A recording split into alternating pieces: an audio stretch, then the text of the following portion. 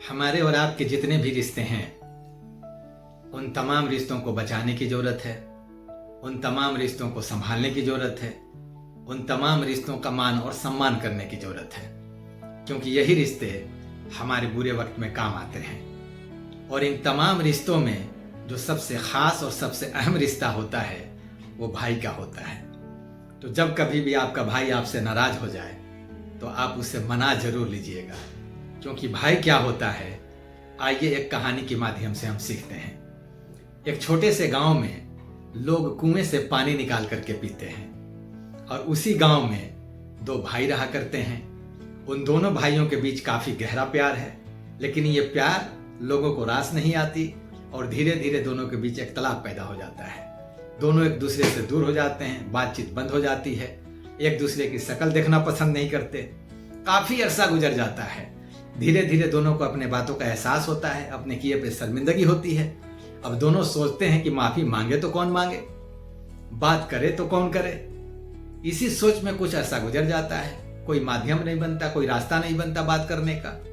इधर लोगों की बाल्टियां कुएं में गिरती हैं और कुएं से बाल्टी निकालने का काम एक भाई करता है। भाई के पास कांटा है, जब भी लोग आवाज देते हैं कांटे को ले जाता है, बाल्टी निकाल करके दे देता है। एक समय ऐसा आता है कि हर किसी की बाल्टी कुएं में रह जाती है। जो भी बाल्टी डालता है कुएं के अंदर, बाल्टी अंदर रस्सी बाहर, बाल्टी अंदर रस्सी बाहर, ये मामला कंटिन्यू चलता है। अब सबकी बाल्टियां कुएं के अंदर।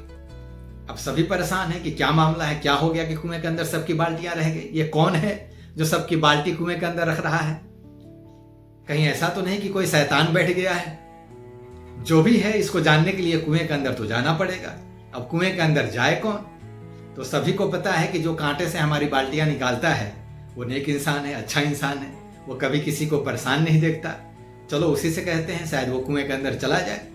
लोग जाते हैं, जा करके उससे कहते हैं। वो सबकी परेशानी समझता है और वो मान जाता है। वो कहता है कि ठीक है मैं कुएं के अंदर जाऊंगा, लेकिन मेरी एक शर्त है कि जो रस्सी मैं अपने कमर पे बांध करके कुएं के अंदर जाऊंगा और उस रस्सी को आप लोग पकड़ेंगे तो उस रस्सी को मेरा भाई भी पकड़ना चाहिए।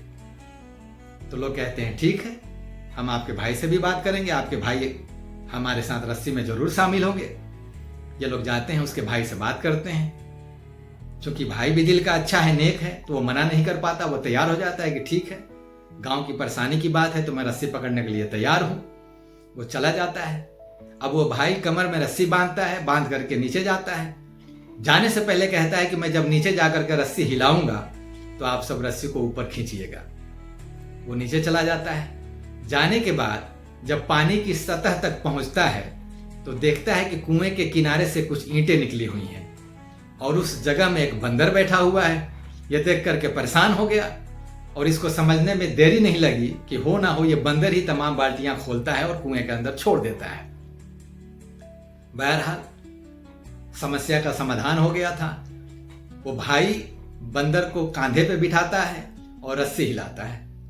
रस्सी जब हिलाता है तो लोग रस्सी को खींचना शुरू करते हैं और रस्सी जब धीरे धीरे ऊपर आती है, अब जब लोगों की निगाहें उस बंदर पे पड़ती हैं तो तमाम लोग डर के मारे ये सोच करके कि ये शैतान है जो हमारी बाल्टियां रख रहा था, रस्सी छोड़ करके तमाम लोग भागने लगते हैं। लेकिन एक शख्स ऐसा है जो रस्सी छोड़ करके नहीं भागता। अब आप अंदाजा लगाएं कि वो कौन है। यकीनन वो कुएं में गए हुए उस भाई का भाई है जो रस्सी छोड़ करके नहीं जाता है। नफरत इतनी बड़ी थी, एक दूसरे से बात करने को तैयार नहीं थे, लेकिन जब मुसीबत आई तो जिनके लिए मुसीबत मोल लिया था सब ने साथ छोड़ दिया, लेकिन जो अपना भाई था वो रस्सी पकड़ करके खड़ा रहा।